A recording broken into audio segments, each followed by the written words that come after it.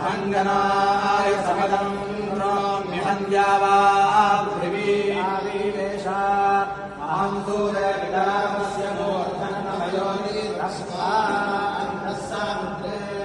ततो विदिष्टे भुवनानविश्वोतानोऽयामस्मनापस्पृशामि अहमेव पातयमप्रवाम्यारभामाणामुवानानि विश्वा परो दिवा परजेना पृथिव्यैरावादीमहिना सम्बभूव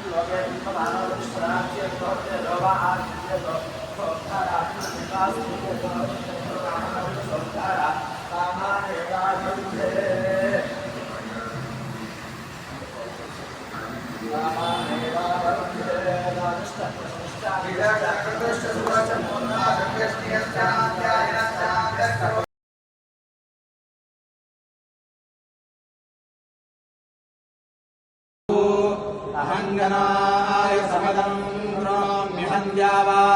पृथिवी आविवेशा अहं सूर्यविदामस्य मूर्धन्नमयोनि तस्मा अन्तः सामुद्रे ततो विदिष्टे भुवनानविश्वोतानोऽयामस्मनापस्पृशामि अहमेव पातयमप्रवाम्यारभामाणामुवानानि विश्वा परो दिवा परजेना पृथिव्यैरावादीमहिना सम्बभूव